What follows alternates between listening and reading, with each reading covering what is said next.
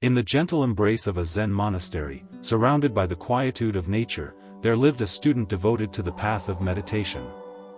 His journey was one of seeking inner peace and understanding the depths of his own mind. However, like many who walk this path, he encountered obstacles that stirred his spirit. One tranquil morning, after a night of restless contemplation, the student approached his master.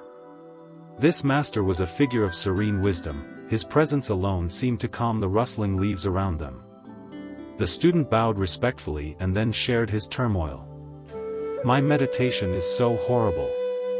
I feel so distracted, and my legs ache. Also, I'm constantly falling asleep," he confessed, his voice laced with frustration and disappointment. The master listened, his eyes reflecting a deep, unspoken knowledge of the student's struggles. With a soft, almost imperceptible smile, he replied in a voice as calm as the still pond beside them, "It will pass."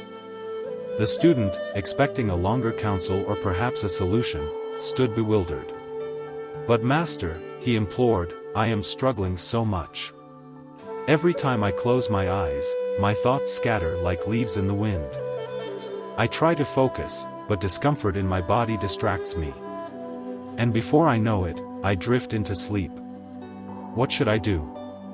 The master, looking gently into the student's troubled eyes, said, "Observe these distractions as you would the changing seasons. Do not cling to them, nor push them away. Be like the sky, which does not fight the passing clouds." Though somewhat consoled, the student left with a heart still full of doubts. He spent the next week in deep practice, reflecting on the master's words, trying to be the undisturbed sky amidst his inner turmoil. As the week passed, a transformation unfolded within him. His mind, which once raced like a wild river, began to calm, finding its way into a serene flow of awareness. His body, which ached with discomfort, started adapting to the stillness of meditation. And where sleep once overtook him, now there was a lively alertness. Overflowing with joy from his newfound experience, he hurried back to his master. The morning air was fresh, and the first rays of sun were painting the sky in hues of gold and orange. "Master," he exclaimed, his face beaming with a radiant smile. "My meditation is so wonderful. I feel so aware, so peaceful, and so alive." The master looked at him, the same gentle smile playing on his lips. With the same calm demeanor, he replied, "It will pass." The student paused, taken aback. The master's response, unchanged from the previous week, puzzled him. "Master, I do not understand," he said. "Last week, when I was distressed, you said the same. Now, when I am joyful and at peace, you repeat it. Why?" The master, gazing at the awakening world around them, spoke softly, "My dear student, both struggle and ease are transient. They are like the ebb and flow of tides, the waxing and waning of the moon. In meditation, as in life, we must not cling to any state, be it discomfort or bliss. Detachment does not mean not caring, it means not holding on too tightly." The student listened intently, his heart absorbing the depth of these words. A sense of understanding began to dawn upon him, like the first light of daybreak.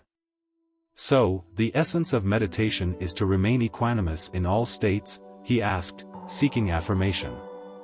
"Yes," the master nodded, "equanimity is the key. It is the still point, the center from where you observe the dance of life with calmness and compassion." From that day on, the student practiced with a new understanding. He learned to observe his experiences without attachment, embracing each moment with a tranquil heart. The highs and lows of his meditation practice, once causes of elation and despair, became mere waves in the vast ocean of his consciousness. He began to see the beauty in impermanence, the wisdom in letting go, and the peace in just being. As days turned into weeks, and weeks into months, the student's practice deepened. He no longer came to his master with complaints or celebrations regarding his meditative states. Instead, their conversations revolved around the subtleties of awareness, the nuances of the mind, and the mysteries of existence.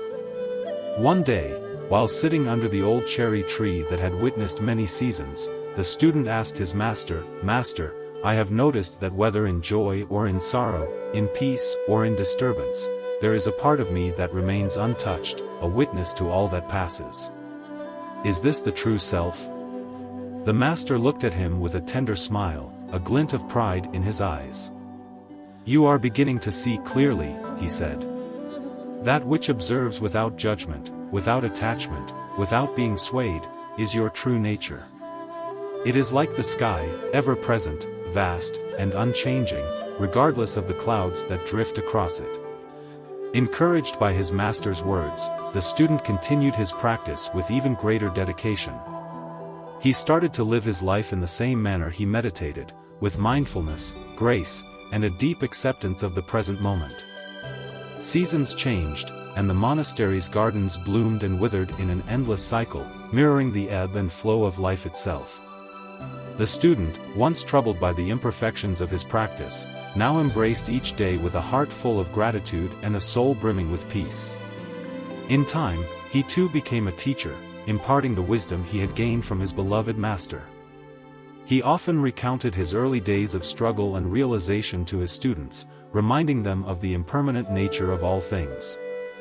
"Remember," he would say, echoing the words of his own teacher, "whatever arises in meditation and in life, it will pass. Embrace it, learn from it, but do not become attached to it. For in attachment, we lose sight of the eternal truth of our existence, the unchanging, ever-present awareness that is our true home." And so, the master's wisdom lived on through his student, a timeless reminder of the beauty of impermanence and the power of a tranquil mind.